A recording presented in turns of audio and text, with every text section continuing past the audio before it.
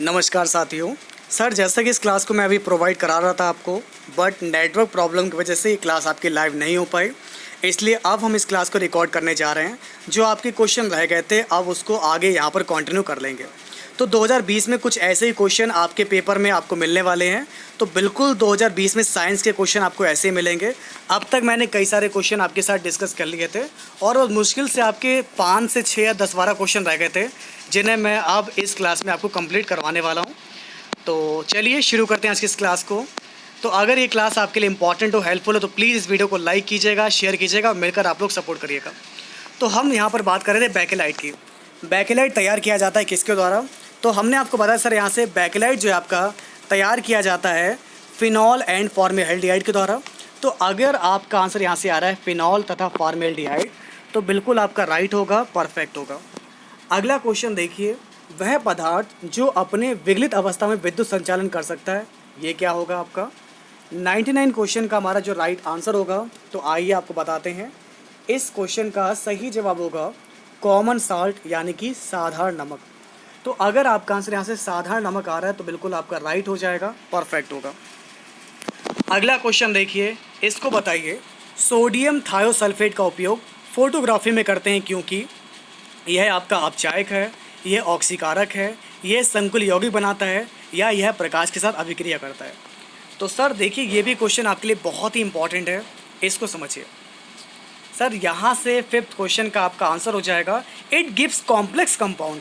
यह आपका जो है कॉम्प्लेक्स कंपाउंड बनाता है, यह संकल यौगिक बनाता है, क्योंकि सोडियम थायोसल्फेट को जब AgBr से क्रिया कराते हैं तो सोडियम और जेंथोथायोसल्फेट संकुल यौगिक कॉम्प्लेक्स कंपाउंड बनता है। तो आपका आंसर यहाँ से आ जाएगा it gives complex compound. That's a perfect answer, option C. समझ में आ रहा है? तो लाइक तो बनता है, वीडियो को लाइक कीजिएगा, सभी लोग मिलकर शेयर करिएगा। और अब देखिए आपका अगला क्वेश्चन, इसको बताइए।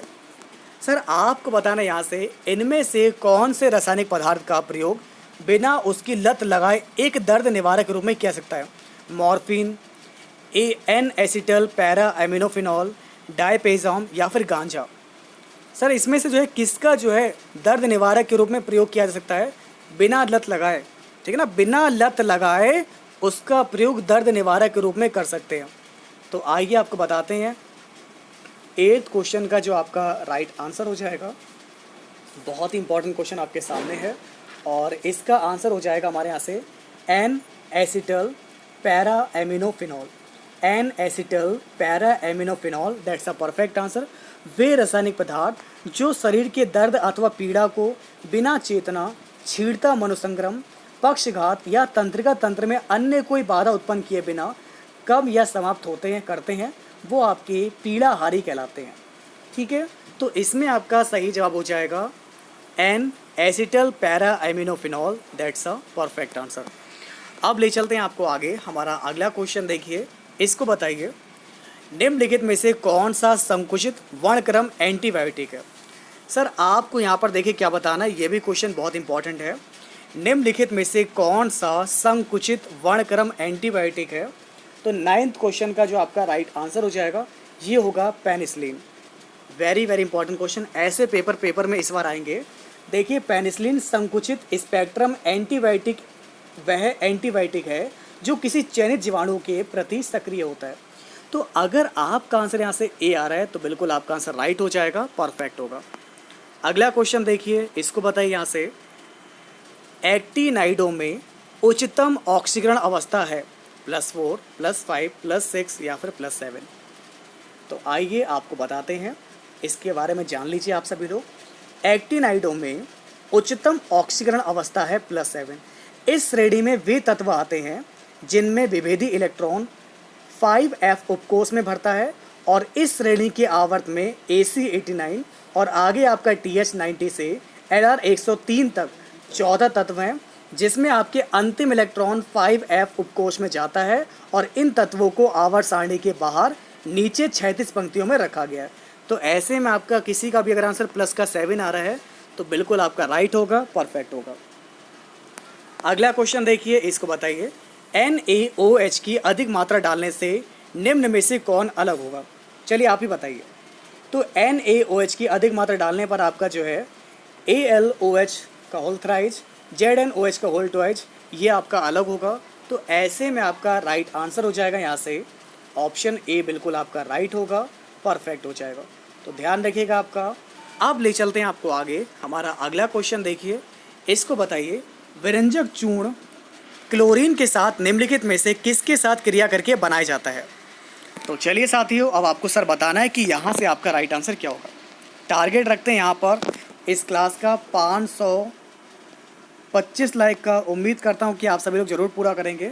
तो 13 क्वेश्चन का आपका आंसर हो जाएगा यहाँ से ऑप्शन ए है CaOH का होल ट्वाइज। तो सर आपको मैं बता दूँ 13 क्वेश्चन में आपको क्या दिया गया है, CaOH का होल ट्वाइज। अगर आपका आंसर आ रहा है ये बिल्कुल सही हो जाएगा।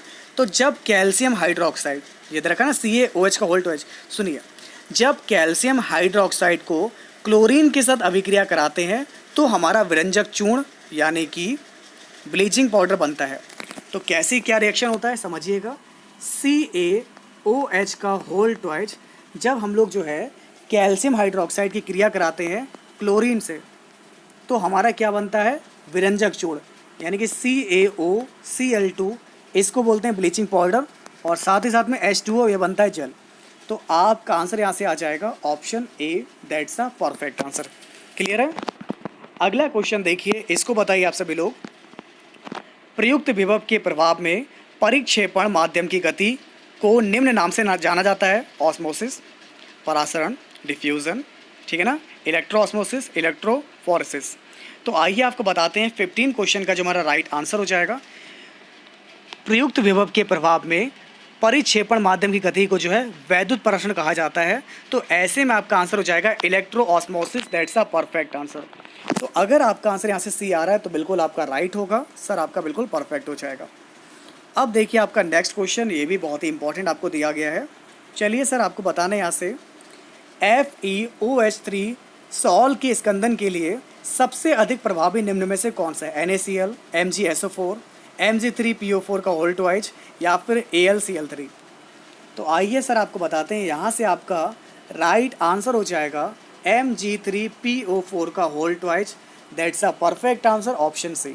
ठीक है, समझ में आ गया। सबसे अधिक प्रभावी यही होगा क्योंकि हॉल्डी-सुल्जे के नियम से स्कंदन आयन की संयोजन जो आपको मैं बता दूं, स्कंदन आयन की जो आपकी संयोजकता होती है जितनी ज़्यादा होती है उसकी स्कंदन क्षमता भी जो उतनी ही ज़्यादा होगी, उतनी ही अधिक होगी।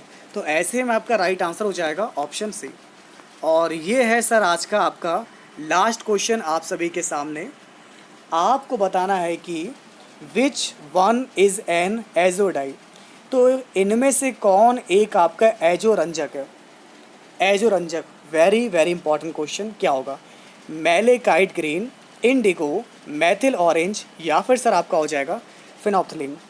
तो इसका सबसे पहले आपको बताएंगे सही जवाब क्या होगा, मैथिल ऑरेंज होगा।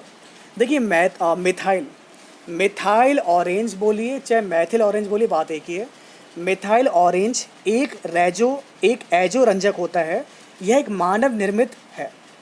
सर मैं सबसे इम्पोर्टेंट बात बता दूं, यह जो है आपका मानव निर्मित इंडिकेटर है। यह जो हमारे यहाँ से मानव निर्मित जो है इंडिकेटर है।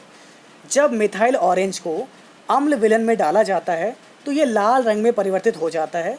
यदि इसको क्षारीय माध्यम में डाला जाता है तो ये पीले रंग में हो जाता है। मतलब कहने का मेरा ये है, अगर मैं जो इसको अम्लीय विलयन में डालता हूँ, अगर मैं जो इसको अम्ल विलयन में डालता हूँ तो ये जो है आपका लाल रंग में परिवर्तित हो जाता है। लेकिन यदि मैं इसको क्षारीय माध्यम में डालता हूँ, अगर मैं इसको क्षारीय माध्यम में डालता हूँ तो ये आपका पीले रंग में जो है परिवर्तित हो जाता है। ठीक है, तो इस बात को आप लोग ध्यान रखिएगा। यहाँ से आपका आंसर हो जाएगा मिथाइल ऑरेंज।